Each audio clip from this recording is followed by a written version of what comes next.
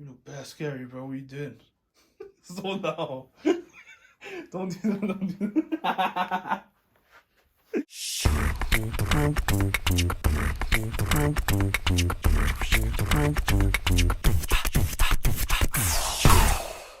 Hey guys, welcome back to Street 48. We're here with another video. This video is just going to be a part leading up to 3 other parts which we'll release every week. It's going to be about our road trip, the best ever road trip. Yeah. From London to where? Positano, Italy. Positano, Italy. So this is part 1.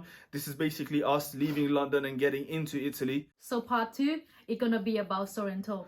Yep. Part 3, it's going to be about Positano and the Amalfi Coast. And the last part?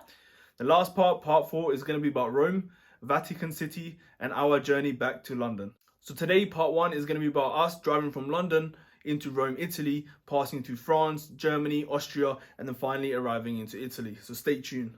So it's September 2020. Yep. And we're looking to go somewhere in Europe, just finding a Yep. few destinations. And which country is it that we decide on to go to? Italy! Italiana. Woo! So there were a few options. We could have obviously rented a car, but we're not going to do that. We got I love one driving. car. Got own car. I love driving my car. I wanted to take it abroad. I had just bought a new car. So we took our own car and drove all the way down to Italy. This was going to be more than a 3,500 mile round trip, which was going to be spread over 10 days. So those of you who are from Europe probably know what the Eurotunnel is. It's basically the best means to get across with your car from the UK into France. That's what we did. We booked the Eurotunnel for when? Late at night? Yeah, at 5 a.m. I remember. It was 5 a.m.? Yeah, it was 5 a.m. So not late at night, then early morning basically. And we left late at night. I hadn't slept all night. You didn't either, I think. I slept. She slept, I didn't. I was too excited about, driving out there in Europe and also, packing everything, putting everything together because we were going to be there for more than a week. I think around 10 days Yeah, we were 10 there for. days, Yeah, I about think. 10 days we were going to be there. And when we got there, we had to wait a little bit for our Eurotunnel because of the whole it was during COVID time, Yeah, wasn't it? it was Actually during COVID time. But it's when they opened up, and Italy was one of those travel-free corridor countries, so we could go quarantine-free country. And then that's why it took us, quite long in the check and stuff because they were pulling cars over, checking everything, and then whatever. So once we got into the Eurotunnel takes 30 minutes, 35 minutes to be exact. So once we got off in Calais, which was France, we drove all the way down, passing through France, Belgium. We didn't stop in France or Belgium. No, we didn't. Just kept going through, and I think we drove around 4.5 hours. And as soon as we go into Germany, what happened?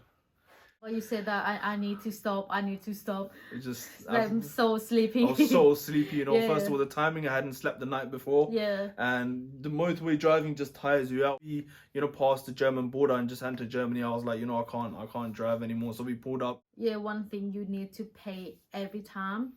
Once you in Germany or Belgium, you need to pay for the toilet. I believe it's 70 cents. Yeah, That's true.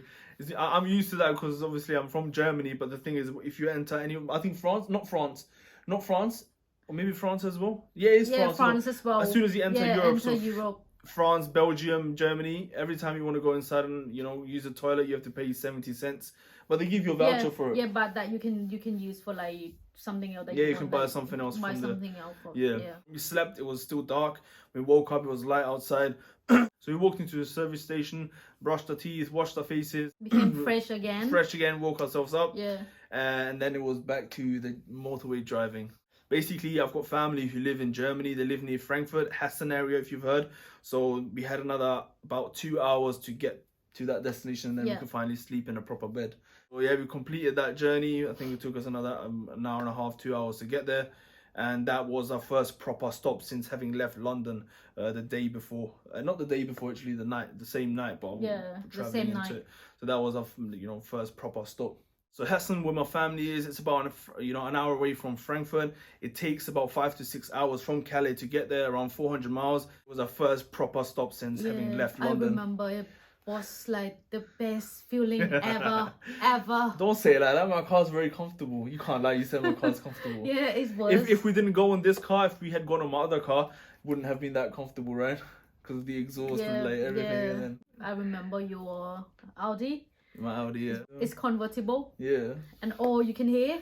My exhaust, it's a modified. Like, boom, boom, boom, boom, boom. So we took my Mercedes, and so she likes Mercedes Mercedes because of that. Because It's the best. it's the best, it's very comfortable. We stayed the night there. You know, we caught up with the family a little bit, Yeah, had spend breakfast time with together. family. The kids, you know, she spent a lot of time with the kids. Yeah, that was the happiest time. I just want to say that I miss all of you so much. Marine, Myra, Aman, Sarah, Ume, Mira, Sean, and Milan. See you soon after COVID. Mwah. You know, catch up with my uncle, my aunties, Yeah. my gran. It's great to be there. Yeah, they're Yeah. so cute. If you go Germany, make sure one thing you don't forget Doner kebab. is Doner kebab. Turkish doner kebab. That's right, The man. Turkish people, you know, my man, since, you know, I was there growing up in Germany, Turkish food, especially doner kebab, is, you can't find doner kebab like that in anywhere, even in UK or anywhere else.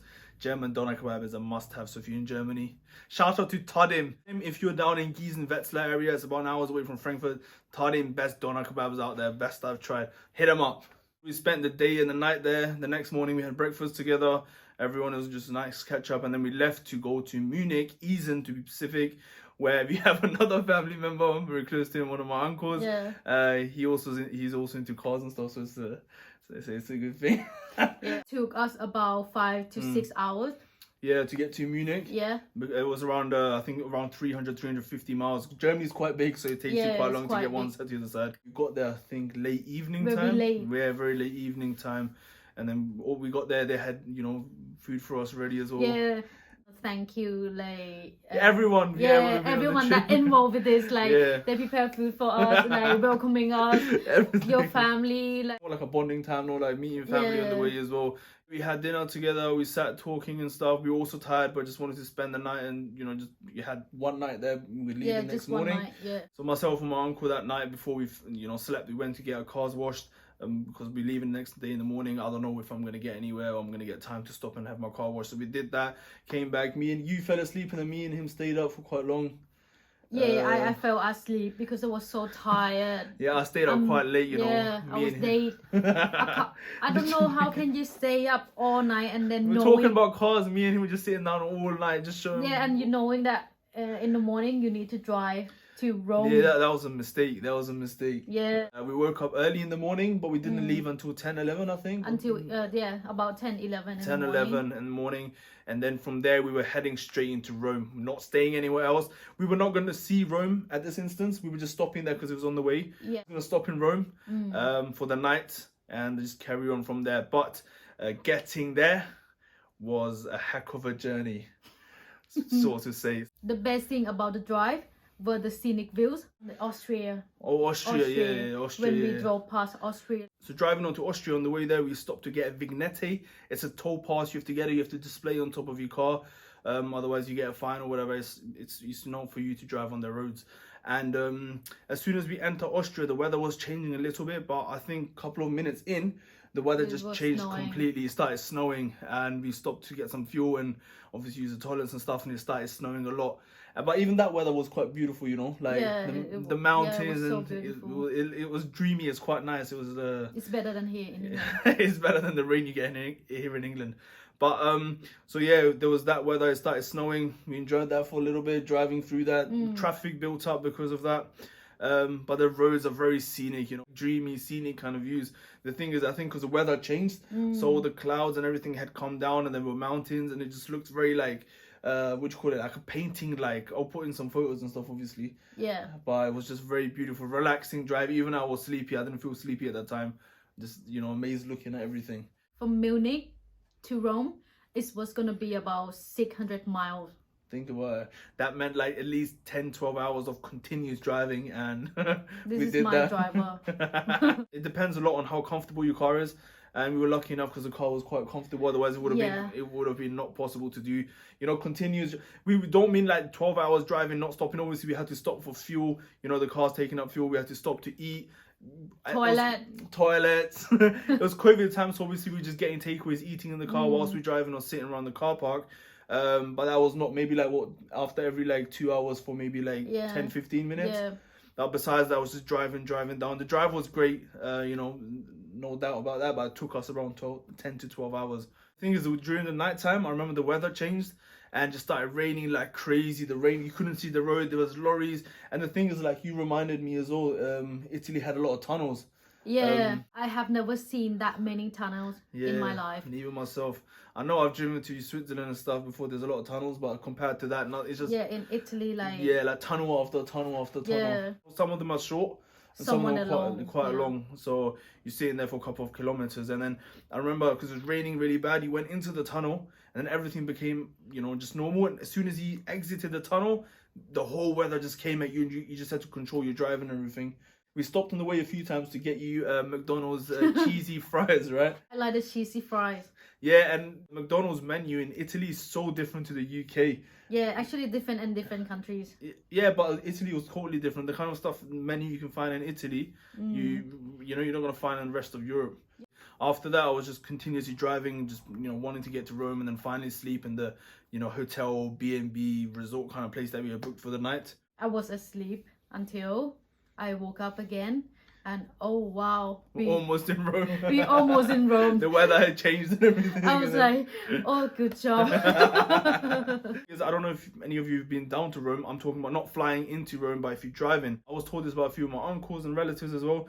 Rome is not seen as a safe city. There's a lot of crime. There's a lot of mafia, car crime, and stealing, theft, and all that stuff. I remember an hour and a half, 2 hours before we got into Rome, I started seeing some cars, which seemed a bit suspicious. Like, you can see they had separate kind of like drug dealer kind of cars. I don't know. I don't know. I might be stereotyping, whatever. But that's what I saw, and that's what it looked like.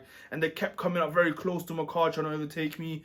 And then this was telling me don't do anything because you don't know where we are. In your country, you don't know one. Yeah, so I control myself. But there was one, I couldn't control. It's too much for me. Yeah, because he was a car from the number plates, that wasn't from Italy. It was from outside of Italy. And then they just come up close to you, cut you up and stuff like that. And I think after like so many people, I just had enough. And there was one guy, he came up to me. I let him in front, and I said, mate, listen to me. I said, pull over, something like that. He was Italian. I don't know if you could speak English, but I was just pissed off, and he could see it. And then he got scared, and he took off the exit, and we kept on going. So that's not good to do with everyone. You don't know who you encounter. But like I said, there's some people like you can tell they're into some kind of stuff. There used to be, modified S classes come up behind me, modified 7 Series, 5 Series. They had like metal badges. Continue driving, stopping to get some food, stopping to get fuel, stop to get, visit the toilets. And then after about 12 hours drive, we got to Rome, the place, and even that looked very dodgy. You remember, once we entered Rome, you remember what it felt like? Kind of vibe you get, it's not what you expect to get in Rome if you encounter the wrong people. The thing is, if you're driving in there with your own car, that's what I was told by families, be very careful, there's a lot of car crime. There was a lot of people looking into my car, trying to see who's inside, looking at the car. When I was parked, there was people coming past, stopping, looking at the car. And then there's been so many instances where people's whole car has been stolen and they don't know where it's gone.